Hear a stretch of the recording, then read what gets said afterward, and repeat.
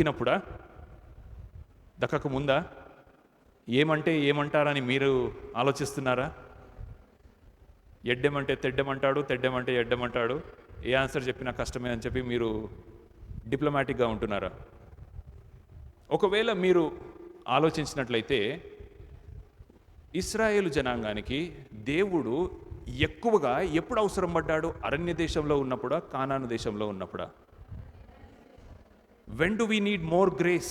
When we are struggling or when we achieve something? Struggling. కృతజ్ఞత కూడా అక్కడే ఉండాలని నేను అంటాను. బైబిల్ కూడా అంటుంది, నా మాట కాదు. దేవుడు ఎక్కువగా వాళ్ళకి అవసరం పడింది ఎప్పుడంటే అరణ్య దేశంలో ఉన్నప్పుడు. అరణ్య దేశంలో ఉన్నప్పుడు వాళ్ళకి తినడానికి తిండి లేదు, కట్టుకోవడానికి గుడ్డ లేదు, తాగడానికి నీరు లేదు, ప్రొటెక్షన్ లేదు, సేఫ్టీ లేదు, ఒక డైరెక్షన్ లేదు, ఫ్యూచర్ లేదు, హోప్ లేదు, నిరీక్షణ లేదు. కానీ 40 సంవత్సరాలు దేవుడు వాళ్ళని కాచి కాపాడాడయ్యా.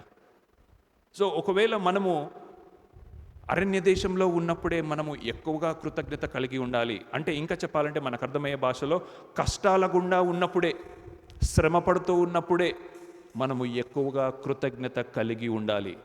ఎందుకంటే కష్టాల గుండా ఉన్నప్పుడే, శ్రమ కలిగి ఉన్నప్పుడే దేవుని కృప మనకు ఎక్కువ అవసరము. మీకందరికీ కూడా ఎప్పుడో ఒకసారి సిక్ అయి ఉంటారని నేను అనుకుంటున్నాను.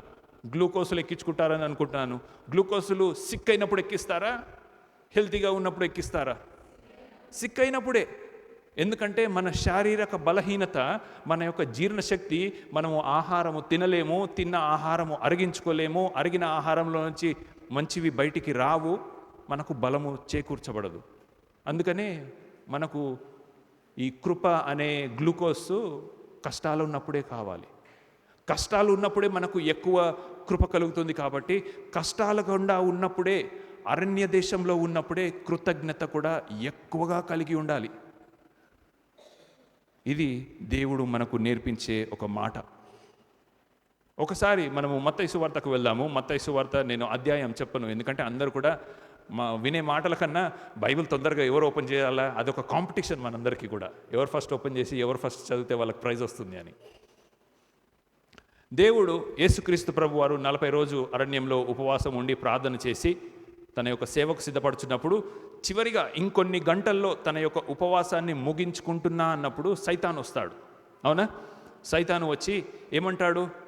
నువ్వు దేవుడు అయితే, ఆయనకు ఆకలిస్తుంది అప్పుడు, ఎందుకంటే ఆయన శరీరధారిగా ఉన్నాడు కాబట్టి, ఆయన ఆకలిస్తుంది కాబట్టి, నువ్వు దేవుడు అయితే ఇదిగో ఈ యొక్క రాళ్లను నీవు రొట్టెలుగా మార్చుకొని తిను అన్నాడు.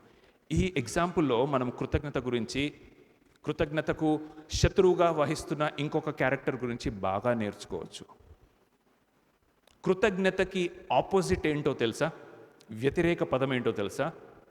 ఇంగ్లీష్లో మెటీరియలిజం అంటాము, తెలుగులో భౌతికవాదము అంటాము. ఏమంటామండి? భౌతికవాదము. భౌతికవాదం అంటే ఏంటో తెలుసా? నా దృష్టి, నా ఫోకస్, నా ఆశ అన్ని వస్తువుల మీద. నాకు ఇది కావాలి, నాకు అది కావాలి, నాకు హెల్త్ కావాలి, నాకు డబ్బులు కావాలి, నాకు ఆరోగ్యం కావాలి, నాకు ఉద్యోగం కావాలి, నా కొడుక్కి పెళ్ళి కావాలి, నాకు ప్రమోషన్ కావాలి. దేవుడు మనిషిలో ప్రతిలో కూడా ఒక నెసెసిటీని పెట్టాడు. దాన్ని తెలుగులో మనం సహజాతం అంటాము. అంటే ఇట్స్ ఎ న్యాచురల్ ఇన్స్టింక్ట్. 40 రోజులు ఆకలితో ఉన్నాడు కదా. 40 రోజులు ఆకలితో ఉన్నప్పుడు ఇంకో 2 గంటలు ఆగితే ఆయన ఆ పర్వతం, ఆ కొండ దిగి దగ్గరలో ఉంటే ఊరికి వెళ్తే ఆయనకు రొట్టె దొరికేది, ఆయన ఆకలి తీరేది. కానీ ఇక్కడ దేవుణ్ణి ఏమని శోధిస్తూ ఉన్నాడంటే సాతాను వచ్చి, అంతవరకు ఎందుకు ఆగుతావు?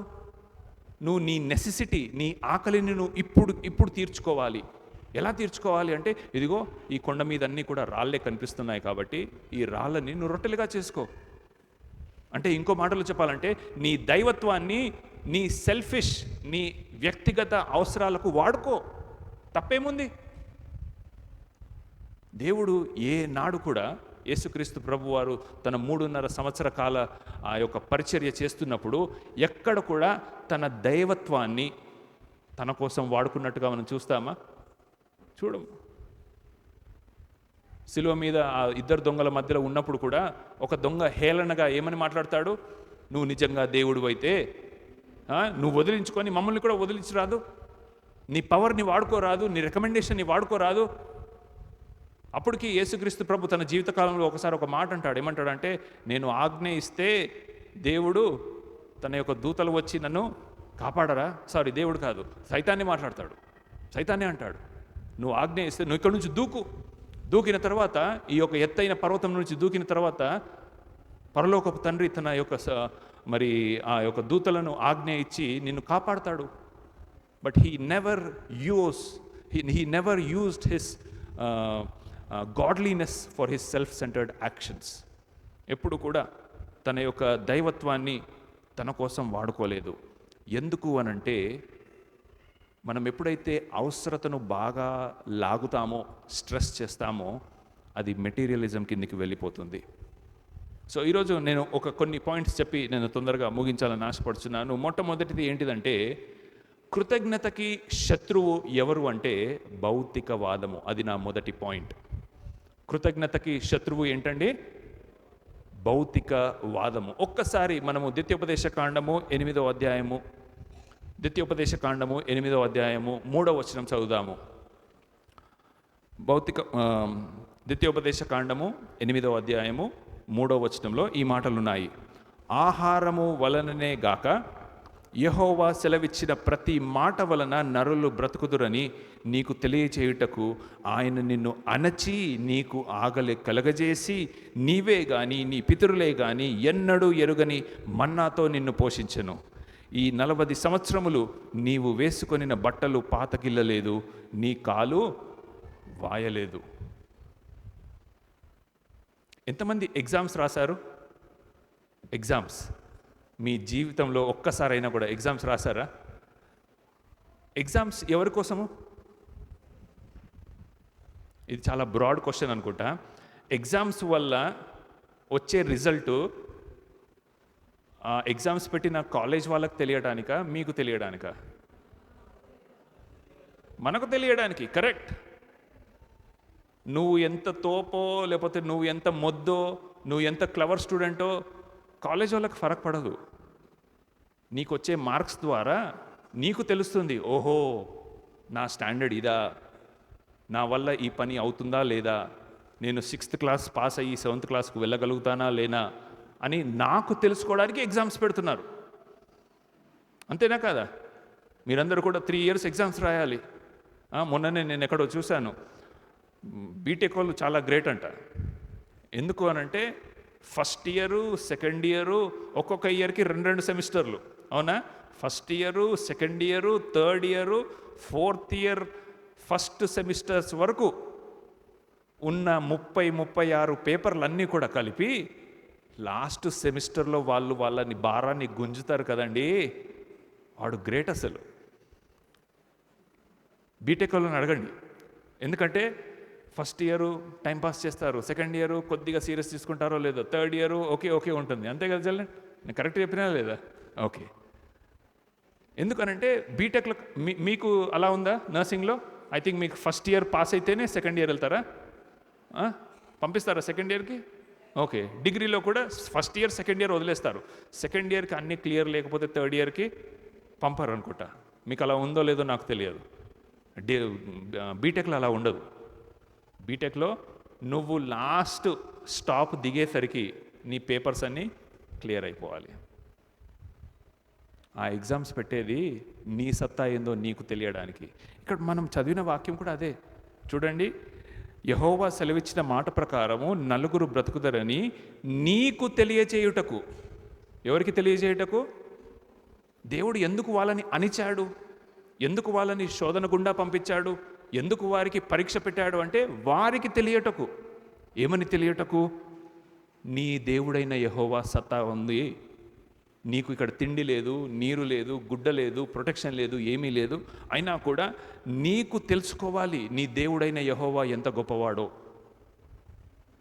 అందుకనే నీ ధ్యాస దేవుని మీద ఉండాలి, కానీ వస్తువుల మీద, లేకపోతే ఇంకో ఆహారం మీద, ఇదే అరణ్య దేశంలో ఒకసారి మోషే నన్ను చంపే దేవా అంటాడు.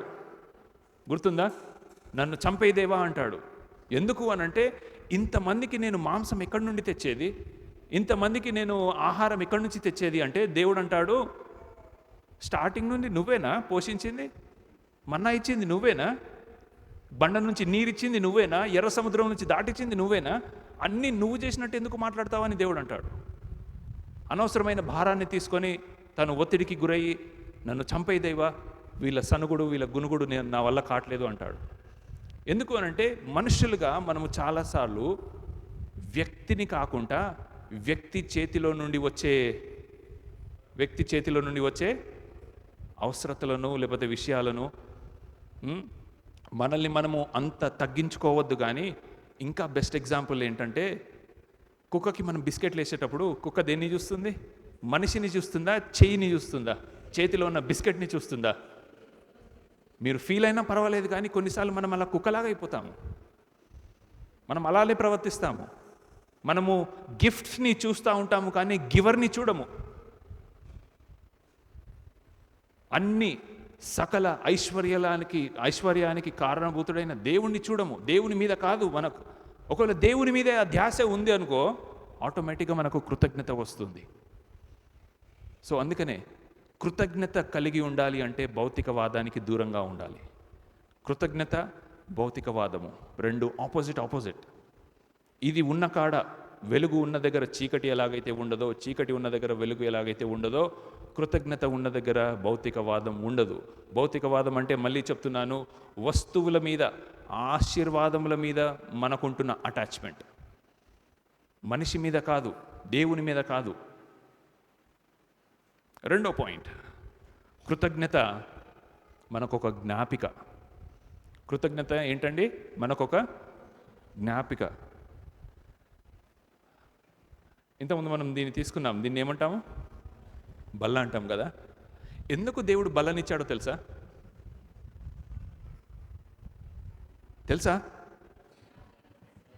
ఒక చాలా ఇబ్బంది కలిగే రీజన్ అది. ఏంటో రీజన్ తెలుసా?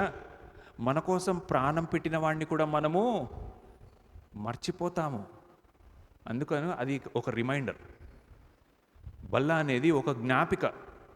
ఎందుకు అనంటే మనం ఎంత ప్రబుద్ధులము, అప్పిచ్చినోడిని మర్చిపోతాము, సాయం చేసిన వాడిని మర్చిపోతాము.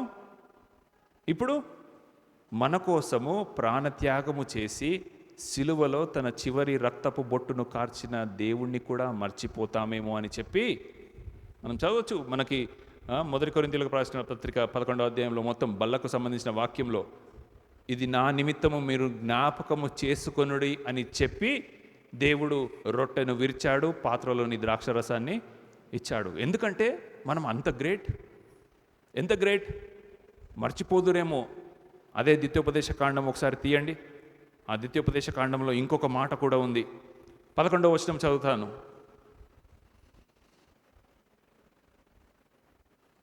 నేడు నేను నీకు ఆజ్ఞాపించి ఆయన ఆజ్ఞలను, విధులను, కట్టడలను మీరు అనుసరింపక మీ దేవుడైన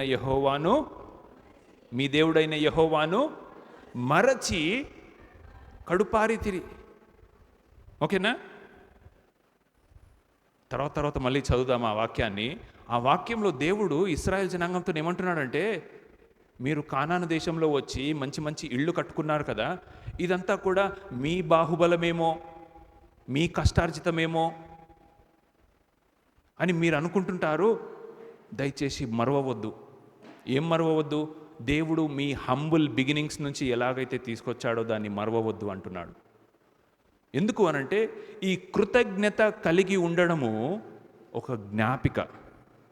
కృతజ్ఞత కలిగి ఉండడం ఏంటండి? జ్ఞాపిక. మన దేవుడు ఎంత గొప్పవాడంటే, మీకు ఈ విషయం తెలుసో లేదో, దేవుడు మనకు ఆశీర్వాదాలను ఇస్తాడు. వింటున్నారా? దేవుడు మనకు ఆశీర్వాదాలను ఇస్తాడు. ఆ ఆశీర్వాదాలను ఎంజాయ్ చేసే తత్వాన్ని కూడా ఇస్తాడు. హల్లెలూయా. అంటే ఇప్పుడు ఫర్ ఎగ్జాంపుల్ మీలో ఎవరైనా ఒక మంచి ఫుడీ ఉన్నారనుకోండి, అంటే బాగా భోజన ప్రియులు ఉన్నారు. నాకు తెలుసు 2-3 ఉన్నారు. ఏ హోటల్లో ఏది మంచిగా దొరుకుతుందో తెలుసు, ఎక్కడెక్కడ ఏది ఉంటుందో తెలుసు. మార్నింగ్ నుంచి నైట్ వరకు ఒక సహోదరుడు నాతో అన్నాడు కూడా, అన్న నాకు ఒక ఫుల్ డే స్పెండ్ చేసినావు అనుకో, ఎర్లీ మార్నింగ్ ఇరానీ చాయ్ కాడ నుంచి నైట్ అర్ధరాత్రి తినే 4 AM బిర్యానీ వరకు ఎక్కడెక్కడ ఏదైతే దొరుకుతుందో నేను దగ్గరుండి తీసుకెళ్ళి నీకు తినిపిస్తా. అన్ని ప్లేసెస్ తెలుసు నాకు. సపోజ్ ఆ ఫుడీకి, ఆ భోజన ప్రియునికి షుగర్ వచ్చిందనుకోండి, అప్పుడు ఎంత ఫుడ్ కళ్ళ ముందు ఉన్నా తినలేని పరిస్థితి. అయితే ప్రసంగి గ్రంథంలో సొలొమోను భక్తుడు ఒక గొప్ప మాట రాస్తాడు. ఏమని రాస్తాడంటే, దేవుడు ఆశీర్వాదానికి కారణం మాత్రమే కాదు, ఆ ఆశీర్వాదాన్ని ఎంజాయ్ చేసే తత్వాన్ని కూడా మనకి ఇస్తాడని అంటున్నాడు. ప్రసంగి గ్రంథము 5వ అధ్యాయం తీద్దాం ఒకసారి. ప్రసంగి గ్రంథము 5వ అధ్యాయము 19వ వచనంలో ఈ మాట ఉంది. మరియు దేవుడు ఒకనికి ధనధాన్య సమృద్ధి ఇచ్చి దాని యందు తన భాగమును అనుభవించుటకును, అన్నపానములు పుచ్చుకొనుటకును, తన కష్టార్జితమందు సంతోషించుటకును నీకు వీలు కలగజేసిన ఎడల అతనికి ఆ స్థితి దేవుని ఆశీర్వాదము వలన కలిగినదని అనుకొనవలెను. అట్టివాడు దేవుడు హృదయానందము దయచేసి ఉన్నాడు గనుక అతడు తన ఆయుష్కాల దినమందు జ్ఞాపకము చేసుకున్నాడు. అంటే ధనధాన్య సమృద్ధి ఇవ్వడం మాత్రమే కాదు, దాన్ని ఎంజాయ్ చేసే తత్వాన్ని కూడా దేవుడే ఇవ్వాలి. ఎలా ఉందంటే, నీకు ప్రపంచంలో ఉంటున్న సకల ఐశ్వర్యం ఉన్నా కూడా నువ్వు ఎంజాయ్ చేయలేక, అందుకే ఒక లోక నానుడి ఉందనుకుంటా కదా, అన్నీ ఉన్నా కూడా, అన్నీ ఉన్నానే ఏదో ఏదో ఉంటుంది, ఒక అన్నీ మనము ఓపెన్గా చేసుకోలేము అని, దాచుకొని ఖర్చు పెట్టాలి అని. సరే, ఏదైతేనేమి అది కాదు ఇంపార్టెంట్. దేవుడు ఆశీర్వాదములకు కారణం మాత్రమే కాదండి, దేవుడు ఆ ఆశీర్వాదాన్ని ఎంజాయ్ చేసే తత్వాన్ని కూడా దయచేసే దేవుడు. అందును బట్టి మనము కృతజ్ఞత కలిగి ఉండాలి. ఆ కృతజ్ఞత దేవుని యొక్క బాహుల్యమును, దేవుని యొక్క ప్రొవిజన్, యెహోవా ఈరే, ఆయన నాకు, యెహోవా ఈరే మీనింగ్ ఏంటండి? నాకు సమకూర్చు దేవుడు, అంటే నా ప్రతి అవసరమును తీర్చు దేవుడు. ఓకే, అవసరం తీరుస్తాడు, కరెక్టే. నీ ముందు నీ అవసరత నీకు ఒక ఆన్సర్ లాగా ఉంది, కరెక్టే. కానీ మంచి భోజనం ఉండి కూడా పనులన్నీ ఊడిపోతే ఎలాగైతే మనం తినలేమో, అలాంటి గొప్ప తత్వాన్ని దేవుడు మనకి ఇక్కడ ఇచ్చాడు. కాబట్టి కృతజ్ఞత కలిగి ఉండడము దేవుడు మనకిచ్చే ఒక రిమైండర్, ఒక జ్ఞాపిక. కొన్ని వచనాలు, ఒక 2-3 వచనాలు చదువుతాను, ఆ వచనాలను మనం జ్ఞాపకం చేసుకుందాము. ఎఫెసీయులకు రాసిన పత్రిక 5వ అధ్యాయము 20వ వచనము. ఎఫెసీయులకు రాసిన పత్రిక 5వ అధ్యాయము 20వ వచనము. ఇప్పుడు 2-3 వచనాలు చదువుతాను. ఆ వచనాలలో మీరందరూ కూడా ఒక ప్యాటర్న్ని గమనించాలి. ఏంటా ప్యాటర్న్ చూద్దాము. ఎఫెసీయులకు రాసిన పత్రిక 5వ అధ్యాయం 20వ వచనంలో ఈ మాట ఉంది. మన ప్రభు అయిన యేసుక్రీస్తు పేరట సమస్తమును గూర్చి తండ్రి అయిన దేవునికి ఎల్లప్పుడూ కృతజ్ఞతాస్తుతులు చెల్లించుచు. మళ్ళీ ఫిలిప్పీలకు రాసిన పత్రిక 4వ అధ్యాయము 6వ వచనము. ఫిలిప్పీలకు రాసిన పత్రిక 4వ అధ్యాయము 6వ వచనము. దేనిని గూర్చి చింతపడుకుడి కానీ ప్రతి విషయంలో ప్రార్థన విజ్ఞాపనల చేత కృతజ్ఞతాపూర్వకముగా మీ విన్నపములను దేవుడికి తెలియచేయుడి. మళ్ళీ ఇంకొకటి, కొలస్సీయులకు రాసిన పత్రిక 3వ అధ్యాయము 17వ వచనము. కొలస్సీ 3:17. దీంట్లో ఏముంది చూడండి. మరియు మాట చేతనే కానీ క్రియ చేతనే కానీ మీరేమి చేసినను ప్రభు అయిన యేసు ద్వారా తండ్రి అయినను దేవునికి కృతజ్ఞతా స్తుతులు చెల్లించుచు సమస్తము ఆయన పేరిట. ఇప్పుడు ఇంకోటి కూడా ఉంది కానీ ఆపేస్తాను ఇక్కడికే. ఇప్పుడు 3 వచనాలు చదివాము కదా, 3 వచనాలలో మీకు ఏమి అర్థమైంది అని నేను అడగట్లేను. దాని స్వరాన్ని విన్నారా మీరు? టోన్ అంటే ఏ రీతిగా చెప్తున్నాడు. ఇప్పుడు మనకిష్టమైన వాళ్ళు ఇంటికి వచ్చారనుకోండి, రండి రండి రండి అని అంటాము. ఇష్టం లేని వాళ్ళు వస్తే అప్పుడు కూడా రండి అని అంటాము, కానీ వేరేలాగా అంటాము. టోన్ మారుతుంది అప్పుడు. ఇప్పుడు నేను అడిగే ప్రశ్న ఏంటంటే, ఈ 3 వచనాలలో టోన్ ఏముందో తెలుసా? ఆ అక్షరాల వెనకల ఉంటున్న స్వరం ఏముందో తెలుసా? అదొక ఆజ్ఞ. కృతజ్ఞతాస్తుతులు చెల్లించుడి. వీలైతే చెల్లించండి అని ఉందా? చెల్లించుడి. ప్రతి విషయంలో మీరు ఏ పని చేసినా ఆయన పేరట చేయండి అని ఉందా? వీలైతే చేయండి అని ఉందా? అంటే ఇక్కడ దీన్ని ఏమనొచ్చో తెలుసా? ఆజ్ఞ. ఇంగ్లీష్ గ్రామర్లో దీన్ని ఇంపెరేటివ్ అంటారు. బైబిల్ భాషలో ఆజ్ఞ అతిక్రమము పాపము. ఇప్పుడు చెప్పండి, కృతజ్ఞత కలిగి ఉండకపోవడము కూడా పాపమే. హల్లెలూయా. ఇది మనం నేర్చుకోవాల్సింది. కృతజ్ఞత కలిగి ఉండకపోతే, ఎందుకంటే దేవుని వాక్యం చెప్తుంది కృతజ్ఞత కలిగి ఉండండి, కృతజ్ఞతతో ఆయన పేరట చేయండి, సమస్తము కృతజ్ఞతాస్తుతులు చెల్లించచ్చు, ప్రార్థన చేయండి, కృతజ్ఞతనే కలిగి ఉండాలి. ఖచ్చితంగా చేయండి చేయండి చేయండి అని ఆజ్ఞరీతిగా చెప్తున్నప్పుడు ఇక్కడ మనలో ఎంతమంది మనం కృతజ్ఞత కలిగి ఉన్నాము, కృతజ్ఞత కలిగి ఉండకుంటాము, మనల్ని మనం ఒకసారి ఇంట్రోస్పెక్ట్ చేసుకోవాలి, పరీక్షించుకోవాలి. ఎందుకంటే దేవుని వాక్యం చెప్తుంది, దేవుడు వాక్యంలో ఉంటున్న ఆజ్ఞలను మనము అతిక్రమించి వాటిని చేయకపోతే అది పాపం అవుతుంది. సో అందుకనే కృతజ్ఞత మనకొక రిమైండర్ లాగా పనిచేస్తుంది. మొదటిది ఏం చెప్పాను? కృతజ్ఞతకు శత్రువు భౌతికవాదము. రెండవది కృతజ్ఞత ఒక జ్ఞాపిక. మూడవది కృతజ్ఞత ఒక జీవన శైలి. కృతజ్ఞత ఒక జీవన శైలి. రోమీయులకు రాసిన పత్రిక 12వ అధ్యాయం 1వ వచనంలో ఈ మాట ఉంటుంది. ఆ మొదటి వచనంలో మొదటి మాట ఇంగ్లీష్లో ఏమనుంది, తెలుగులో ఏమనుంది చెప్పండి ఒకసారి. రోమీయులకు రాసిన పత్రిక 12వ అధ్యాయము 1వ వచనము మొదటి వచనంలో మొదటి మాట ఒక్కటే చాలు నాకు. తెలుగులో ఏమనుందయ్యా? కాబట్టి. ఇంగ్లీష్లో ఏమనుంది? దేర్ఫోర్. ఇంగ్లీష్లో ఏమనుందండి? దేర్ఫోర్. చెప్పండి, కాబట్టి అనే పదం మనం ఎప్పుడు వాడతాము? Yes, thank you. మీరు టీచర్ కాబట్టి మీరు ఇప్పటి నుంచి ఆన్సర్ చేయొద్దు ఇంకా. ఓకేనా సువార్త టీచర్? వేరే వాళ్ళకి అవకాశం ఇవ్వాలి. మనం ఇంగ్లీష్లో కూడా వాడతాం కదా, సమ్ రాసేటప్పుడు దేర్ఫోర్ అని మ్యాథ్స్లో వాడతాము. ఎప్పుడు రాస్తాము? ఎండింగ్లో రాస్తామా, స్టార్టింగ్లో రాస్తామా?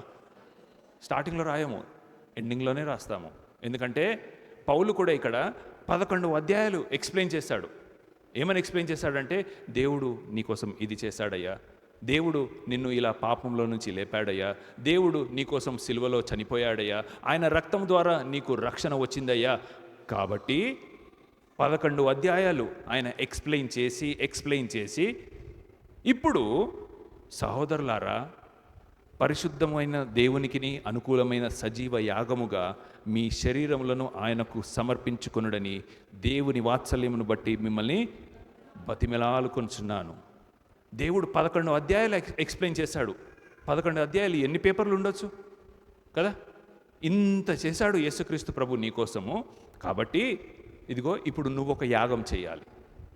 ఏంటా యాగం అంటే, ఆయనకు నీవు నీ శరీరాన్ని ఒక సజీవ యాగముగా సమర్పించాలి. ఎందుకు? ఆయన ఇది చేశాడు కాబట్టి. దాన్నే మనము ఒక జీవన శైలి అంటాము, ఇంగ్లీష్లో దాన్ని యాటిట్యూడ్ అంటాము. అందుకే ఇంగ్లీష్లో ఒక సామెత ఉంది, మీరు విని ఉండవచ్చు, గ్రాటిట్యూడ్ ఈజ్ అన్ యాటిట్యూడ్. ఏమంటారు? Gratitude is a attitude. అంటే కృతజ్ఞత కలిగి ఉండడము ఒక జీవన శైలి. ఒకరోజు ఒక పాటకో, ఒక మాటకో, ఒక ఆరాధనకో, ఒక పూటకో, లేకపోతే ఒక సీజన్కో అది పరిమితమైంది కాదు. 24/7 24 గంటలు మీరు ఆ యాటిట్యూడ్లో బ్రతికి ఉండాలని ఇక్కడ మనకు జ్ఞాపకం చేస్తున్నాడు. ఎందుకంటే కృతజ్ఞత కలిగి ఉండుట, ఇంగ్లీష్లో చాలా మంచి మంచి సామెతలు ఉన్నాయి ఈ కృతజ్ఞతకు కలిగి. ఏమని రాస్తాడంటే, ఒక భక్తుడు, ఆయన ఎవరు రాస్తారో నాకు తెలియదు కానీ, thanks giving is not a lip service, it is a life service. Thanks giving is not a lip service అంటే మాటలతో పొగిడేది కాదు, ముఖస్తుతి చేసేది కాదు. నీ జీవనాన్ని, నీ జీవితాన్ని ఆయనకు యాగముగా ఇచ్చేది. ఎందుకు ఎందుకు ఎందుకు యాగంగా ఇవ్వాలని ఇక్కడ పౌలు అంటున్నాడు?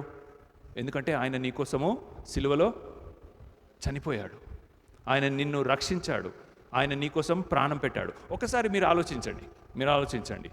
ఇప్పుడు సపోజ్ మీ ఫ్రెండ్ ఒక ఆయన, మీ చాలా మంచి ప్రాణ స్నేహితుడు మీకు ఫోన్ చేసేసి, అరే నాకు చాలా మెడికల్ ఎమర్జెన్సీ వచ్చింది, నాకు 10,000 రూపాయలు కావాలి అన్నాడు. ఓకేనా? ఇది ఆప్షన్ 1. ఆప్షన్ 2లో అదే ఫ్రెండ్ మళ్ళీ ఫోన్ చేసేసి, నాకు నీ రక్తం కావాలి, బ్లడ్ డొనేషన్ కావాలి అన్నాడు. లేకపోతే 2 కిడ్నీలలో ఒక కిడ్నీ డొనేట్ చేస్తావా అన్నాడు. ఏది ఈజీ, ఏది హార్డ్? డబ్బులు ఇవ్వడం ఈజీయా, కిడ్నీ ఇవ్వడం ఈజీయా? ఎందుకు? డబ్బులు అంటే మనకి ఇష్టం కదా. ఎందుకు డబ్బులు ఇవ్వడం ఈజీ? ఇప్పుడు చెప్పండి, గిఫ్ట్ ఇవ్వడం ఈజీయా, ఆశీర్వాదం ఇవ్వడం ఈజీయా, ప్రతి రక్తపు బొట్టును ఇచ్చేసి ప్రాణం పెట్టడం ఈజీయా? గిఫ్ట్ ఇవ్వడమే ఈజీ, ఆశీర్వాదం ఇవ్వడమే ఈజీ. ఇప్పుడు మన దేవుడికి మనం ఏమడుగుతున్నాము? దేవా, నాకు ఇది కావాలి, నాకు అది కావాలి, నా కూతురికి హెల్ప్ కావాలి, నా కొడుకు ఉద్యోగం కావాలి అని ఆశీర్వాదం అడుగుతున్నాము. దేవుడు చేసింది ఏంటి? సిలువపై ప్రాణం పెట్టాడు. దేవునికి ఏది కష్టమైనది? సరే, మన దృష్టిలో ఏది కష్టమైనది? ప్రాణం పెట్టడమే కష్టమైనది. ఇది చేసినోడికి, ప్రాణం పెట్టినోడికి ఆశీర్వాదం ఇవ్వడం ఒక లెక్కన? అర్థమవుతుందని నేను చెప్పేది. కానీ మనం దేనికోసం పాకులాడుతున్నాము? ఇదే కావాలి మనకి. చూసారా మనం ఎక్కడున్నామో? దీని ద్వారా మనం స్వయపరీక్ష చేసుకోవచ్చు. ఎందుకు కృతజ్ఞత ఒక గ్రాటిట్యూడ్ లాగా, ఒక యాటిట్యూడ్ లాగా, ఒక జీవన వైఖరిగా ఉండాలి అంటే, దైవత్వాన్ని వదులుకొని, ఇంకా దేవుని వాక్యం ఏమని చెప్తుందో తెలుసా? సమీపింపరాని తేజస్సులో వసించే ఆయన తన యొక్క సింహాసనాన్ని వదులుకొని నీ కోసము నా కోసము మనుష్య స్వరూపిగా వచ్చి పశువుల పాకలో పుట్టి నీకోసం సిలువ ఎక్కి ప్రాణాన్ని వదిలిపోయాడు. కానీ నువ్వేమడుగుతున్నావు? నాకు ఆశీర్వాదమే కావాలి, నాకు ఉద్యోగమే కావాలి, హెల్తే కావాలి, నా బంగారం పోయింది బంగారం దొరకాలి, లేకపోతే నాకు ఇది కావాలి అది కావాలి. అయ్యో, నువ్వు ఒకవేళ దేవుణ్ణి అడిగే విషయాలలో ఆరోగ్యం అడిగావనుకోండి, ఆ ఆరోగ్యంతో మహా అంటే ఈ లోకంలో ఎన్ని సంవత్సరాలు బ్రతుకుతావు? 70, 80, ఇంకా ఎక్కువగా అయితే 100. అదే ఆ ప్రశస్తమైన అమూల్యమైన రక్తముతో నీకు ఇవ్వబడిన రక్షణతో ఎప్పటి వరకు బ్రతకొచ్చు? యుగ యుగాలు. ఏది ఎక్కువైనది? ఇదే ఎక్కువైనది.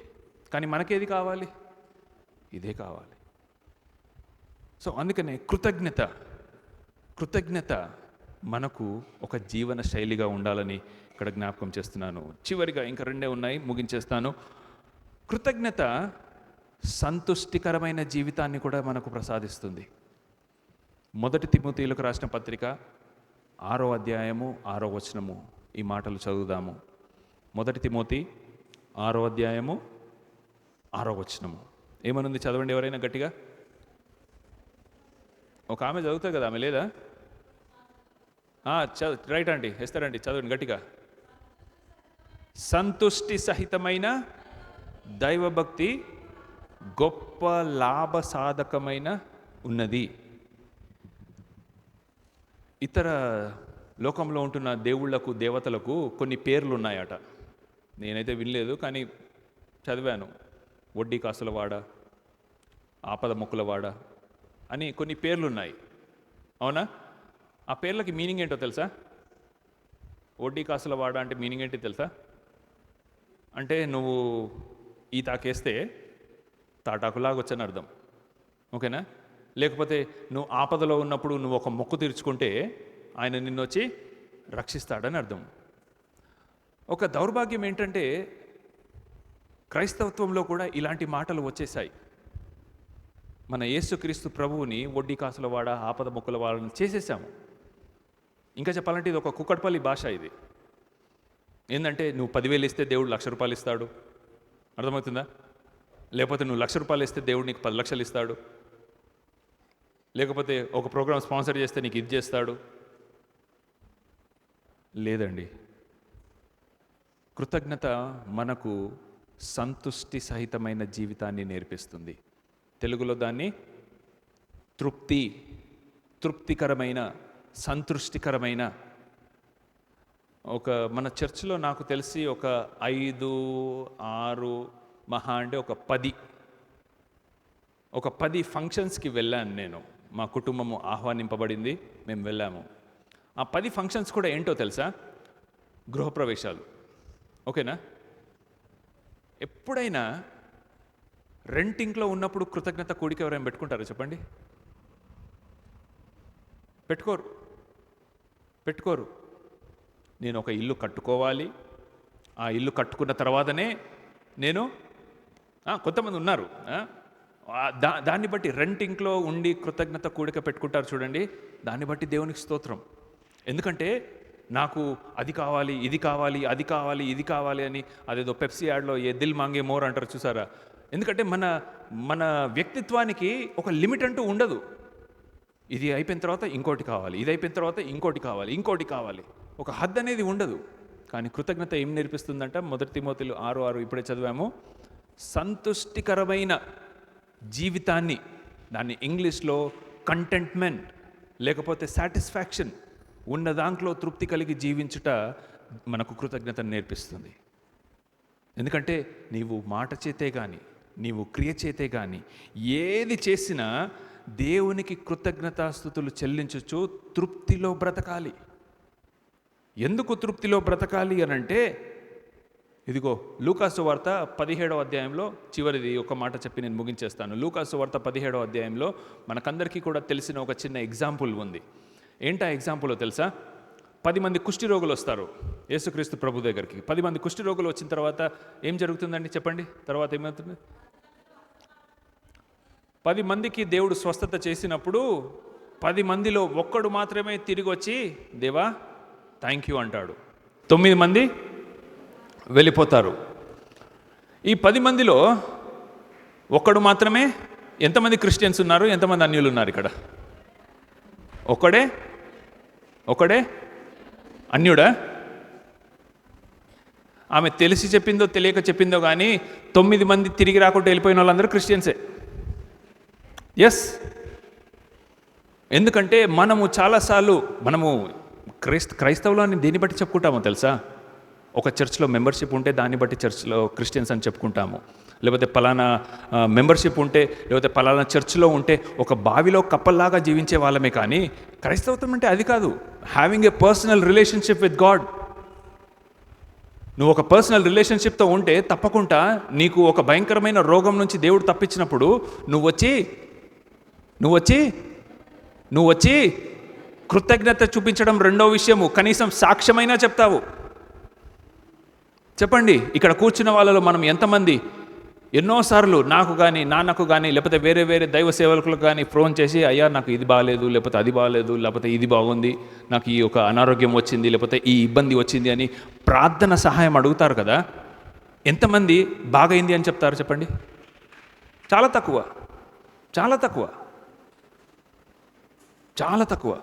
That shows how thankful we are. మనం ఎంత కృతజ్ఞత కలిగి ఉన్నామో దాన్ని బట్టి తెలిసిపోతుంది. దేవుణ్ణి అడగడం తప్పు కాదు, ప్రార్థన సహాయం అడగడం తప్పు కానే కాదు, ప్రార్థన చేయడం తప్పు కానే కాదు. కానీ ఆ ప్రార్థనకు నీకు జవాబు దొరికినట్లయితే, అయ్యా దేవునికి మహిమ కలుగును గాక, నేను ఇలా అడిగాను, దేవుడు నాకు ఇది చేశాడు అని నువ్వు సాక్ష్యం ఇస్తే ఆ సాక్ష్యము ఇతరులను అభివృద్ధి చేస్తుంది. That is the art of being thankful. That is being grateful. అందుకనే ఈ 9 మంది వెళ్ళిపోయారు, కానీ ఒక్కడు మాత్రమే తిరిగి వచ్చాడు. వాడు అసలైన క్రిస్టియన్. ఎందుకంటే ఆయన గిఫ్ట్ని మర్చిపోయాడు, కానీ ఎవరిని గుర్తుపెట్టుకున్నాడు? గివర్. దేవుడు అంటే ఇక్కడ గివర్, ఇచ్చేవాడిని గుర్తుపెట్టుకున్నాడు. నా జీవితము ఆ రోజుల్లో ఇంకా కుష్టి రోగం అంటే ఏంటో తెలుసా?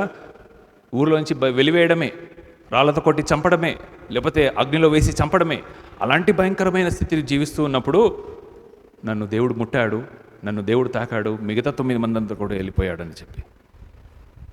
సో నాకు గిఫ్ట్ ముఖ్యమా, గివర్ ముఖ్యమా అని ఎప్పుడు తెలుస్తుంది అనంటే, ఎప్పుడైతే మనకు అన్నీ పోతాయి చూడండి అప్పుడు తెలుస్తుంది. ఎప్పుడైతే మనకు కరోనా లాంటిదో, లేకపోతే లే ఆఫ్ లాంటిదో, లేకపోతే రిసెషన్ లాంటిదో వస్తాయి చూడండి, అప్పుడు తెలుస్తుంది. am I loving the gifts or am I loving the giver? నాకు ఆశీర్వాదాల మీద ఎక్కువ మోజు ఉందా, లేకపోతే ఆ ఆశీర్వాదాలకు కర్త అయిన దేవుని మీద నాకు ఎక్కువ ప్రేమ ఉందా అని చెప్పి మరి ఒకసారి ద్వితీయోపదేశకాండము 8వ అధ్యాయము చదివి ముగించేసుకుందాము. 11వ వచనం నుండి చదువుతాను. ద్వితీయోపదేశకాండము 8వ అధ్యాయము 11వ వచనం నుండి 17వ వచనం వరకు చదవాలని ఆశపడుచున్నాను. కొంచెం లెంతి భాగ్యమే, కానీ ఇక్కడ దేవుడు మాట్లాడుతున్నాడు ఇశ్రాయేలుతో.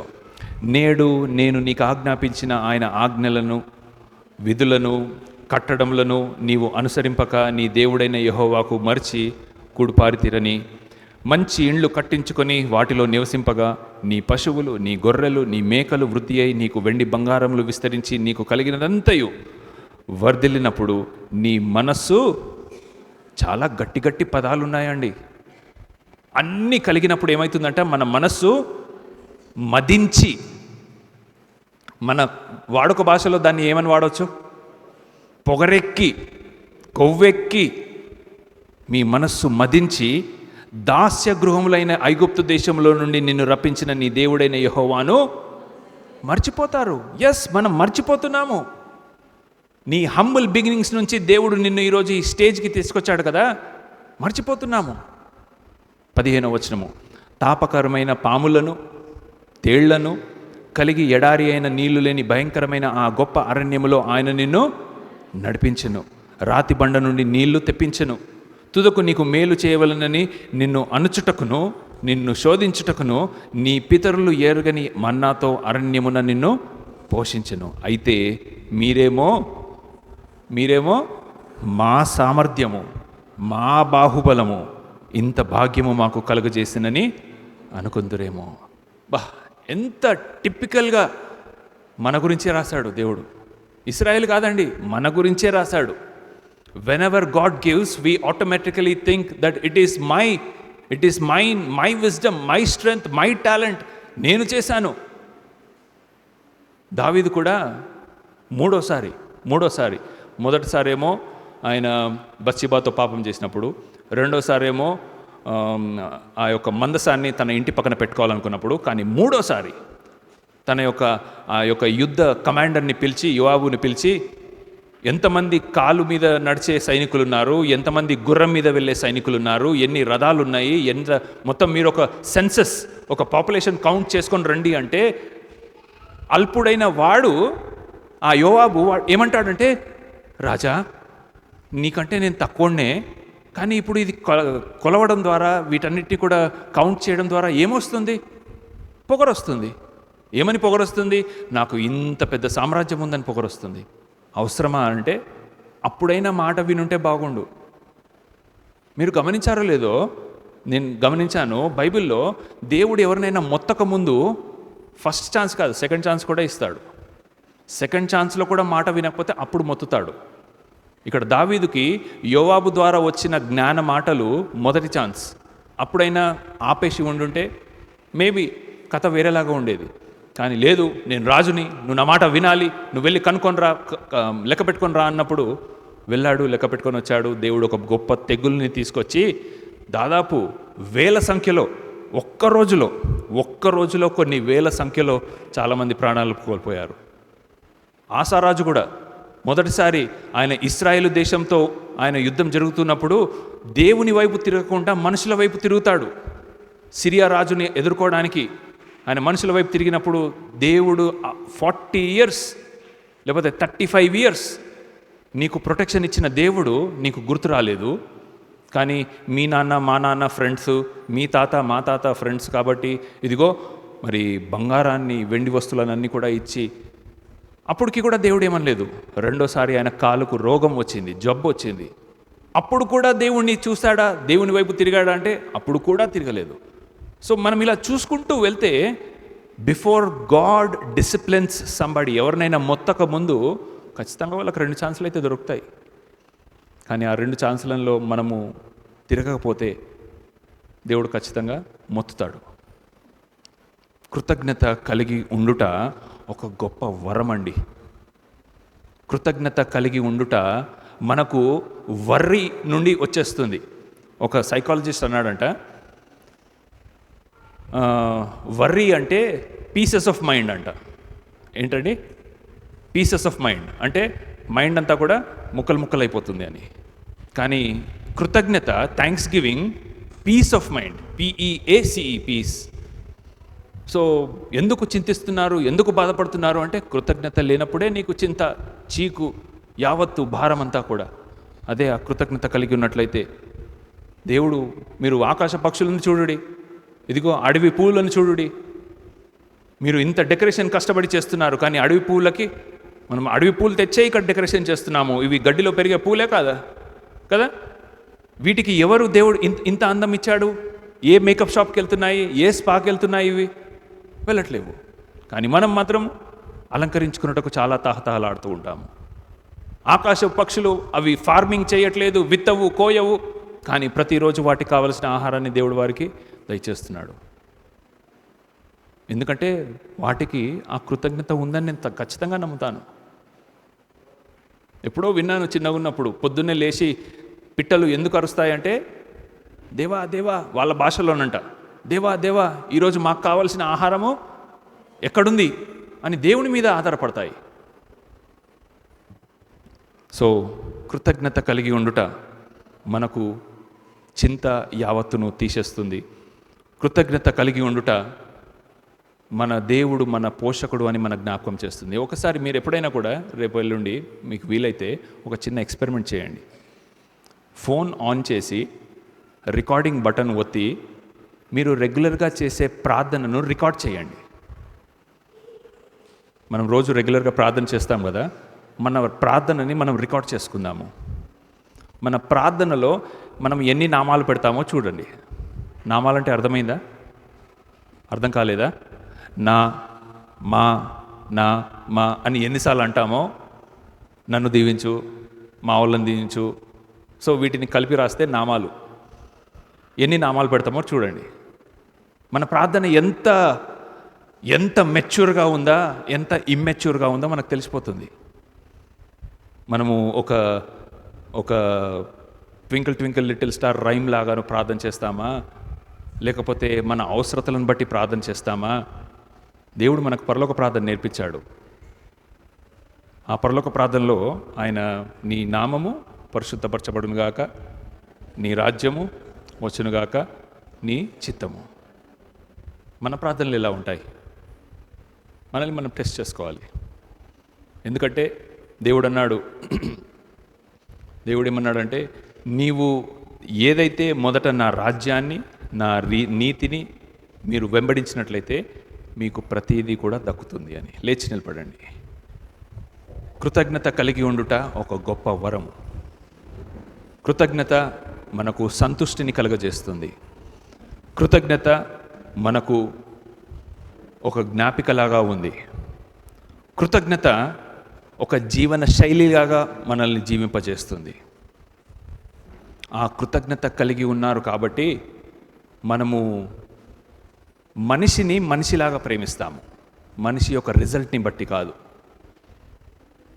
కృతజ్ఞత కలిగి ఉంటే మనం మనిషిని మనిషిలాగా ప్రేమిస్తాము. ఇప్పుడు చూడండి, షడ్రక్, మెషక్, అభిజ్ఞగోలు ఉన్నారు దానియేలు 3వ అధ్యాయంలో. వాళ్ళు ఏమంటారంటే, అయ్యా మా దేవుడు మమ్మల్ని రక్షించగలిగిన సమర్థుడు, రక్షింపకపోయినను మేము మాత్రము ఇక్కడనే చనిపోతామేమో, కానీ నీ ప్రతిమకు మేము మొక్కము. ఇక్కడ వాళ్ళు అనే మాట ఏంటంటే, మా దేవుని క్యారెక్టర్ ఏందో నాకు తెలుసు.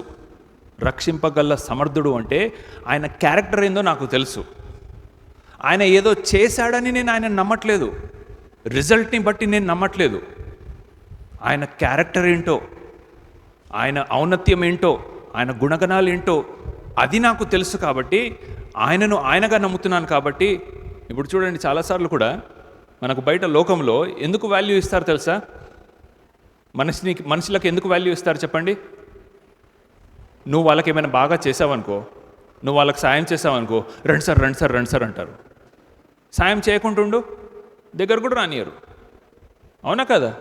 లోకము మనుషులను దేన్ని బట్టి ప్రేమిస్తుంది అంటే రిజల్ట్ని బట్టి, నువ్వేం చేస్తున్నావు దాన్ని బట్టి ప్రేమిస్తుంది. కానీ దేవుడు మనలను మనం ఏదో చేస్తున్నామనో దాన్ని బట్టి కాదు, ఆయన స్వరూపంలో మనం చేయబడ్డ వారం కాబట్టి మనిషిని బట్టి మనల్ని ప్రేమిస్తున్నారు. అలాగే ఈ షడ్రక్, మెషక్, అభిజ్ఞగోలు కూడా మా దేవుడు మా కోసం మమ్మల్ని రక్షిస్తాడనే విషయాన్ని బట్టి మేము ఆయనను మొక్కట్లేదు. ఆయన మమ్మల్ని రక్షింపకపోయినను మేము మాత్రము ఖచ్చితంగా నీ ప్రతిమను మ్రొక్కము, మా దేవుని మాత్రమే మ్రొక్కుతాము. ఇది కృతజ్ఞతకు ఒక 1% డెఫినిషన్ బైబిల్లో ఇవ్వబడింది. ఇంకా చాలా ఉంది, కానీ ఇప్పుడైతే సమయం కాదు. కానీ కృతజ్ఞత కలిగి జీవించుట ఒక గొప్ప వరము. చెప్పండి, కృతజ్ఞత కలిగి జీవించుట ఒక గొప్ప వరం, దేవుడిచ్చిన గొప్ప వరం. అది మనల్ని మన యొక్క స్థాయిలో, మన ప్లేస్లో మనల్ని పెడుతూ ఉంది. దేవుని వైపు ఎప్పుడు చూసే రీతిగా మనల్ని చేస్తూ ఉంది. సన్ఫ్లవర్ ఎప్పుడు సన్ని చూస్తుంది కదా, క్రిస్టియన్స్ కూడా ఎప్పుడు క్రైస్ట్ని చూడాలి. ఓకేనా? లోకాన్ని చూడొద్దు. ప్రార్థన చేసుకుందాము. గొప్ప దేవ, మహోన్నతుడా, నీ పరిశుద్ధ పాదములకు వందనాలు, స్తుతులు చెల్లించుకుంటున్నాము. మరి ఒకసారి నీ యొక్క సన్నిధిలో ఇదిగో నా తండ్రి, ఈ కృతజ్ఞత కోతకాలపు పండుగను ఆచరించడానికి మాకు ఇచ్చిన అవకాశమును బట్టి నీకు వందనాలు. అవును ప్రభు, ఇశ్రాయేలు ప్రజలందరూ అరణ్య దేశంలో ఉన్నప్పుడు అప్పుడు మీరు చెప్పలేదు, కానీ వాళ్ళు కానాను దేశంలో మంచి మంచి ఇండ్లు కట్టుకున్న తర్వాత నా తండ్రి మీరు కొన్ని పండగలు ఆచరించాలి అని నీవు సెలవిచ్చావు. ఎందుకంటే మీరు మర్చిపోదురేమో, మీరు జ్ఞాపకము చేసుకోకుండా మా బాహుబలము చేత, మా సామర్థ్యము చేత ఇదంతా మేము కలిగించామని వాళ్ళు అనుకుంటారేమో అని చెప్పి ఆ రోజుల్లోనే నా తండ్రి మీరు పర్ణశాల పండుగ అని, కోతకాలపు కృతజ్ఞత పండుగ అని, అలాగే గుడారాల పండుగ అని దేవా మరి 3 పండుగలను వారికి దయచేశారు. ఇదిగో నా తండ్రి, మరి ఈరోజు మేము మరి thanks giving and harvest festival, కృతజ్ఞత మరియు కోతకాలపు పండుగ. ఎందుకంటే మీరు మా జీవితాల్లో చేసిన అనేకమైన మేళ్లలో కనీసము కొన్నిటినైనా మేము జ్ఞాపకము చేసుకొని నా తండ్రి కృతజ్ఞత భావము కలిగి మేము జీవించుటకు, నీ వైపు చూసి మేము నడుచుకున్నటకు మాకు నేర్పించండి. చాలాసార్లు మేము మర్చిపోతూ ఉంటాము దేవా, మా కోసము ప్రాణం పెట్టిన నిన్ను కూడా మేము మర్చిపోతూ ఉన్నాము. అయ్యా, ఆ దౌర్భాగ్య స్థితిలో నుండి మమ్మల్ని లేవనెత్తండి. ఎల్లప్పుడూ నీ వైపు చూస్తూ ముందుకు సాగేలాగున మమ్మల్ని ఆశీర్వదించమని యేసుక్రీస్తు సర్వశక్తుని నామములో బ్రతిమిలాడి వేడుకుంటున్నాము నా తండ్రి, ఆమేన్. పరలోకమందున మా తండ్రి, నీ నామము పరిశుద్ధపరచబడునుగాక, నీ రాజ్యం వచ్చునుగాక, నీ చిత్తం పరలోకమందు నెరవేరునట్లు భూమి అందు నెరవేరునుగాక. మా అనుదిన ఆహారం నేడు మాకు దయచేయము. మా ఎడల అపరాధం చేసిన వారిని మేము క్షమించిన ప్రకారము మా అపరాధములను క్షమించుము. మమ్మల్ని శోధనను తేక దుష్టుని తప్పించుము. ఎందుకనగా రాజ్యము, శక్తి, మహిమ నిరంతరం నీవే ఉన్నావు స్వామి, ఆమేన్. త్రొట్టిల్లకుంట మనలను కాపాడుటకును, తన మహిమ యొదుట ఆనందంతో మనలను నిర్దోషులుగా నిలవబెట్టుటకును శక్తిగల రక్షకుడైన అద్వితీయ దేవునికి మన ప్రభు అయిన యేసుక్రీస్తు ద్వారా మహిమయు, మహత్యమును, ఆధిపత్యమును, అధికారమును యుగయుగముల పూర్వమును, ఇప్పుడును, సర్వయుగములు కలుగును గాక, ఆమేన్, ఆమేన్. మీ అందరికీ కూడా వందనాలు. దేవునికి గట్టిగా చప్పట్లు కొట్టి వందనాలు చెల్లించుకుందాము.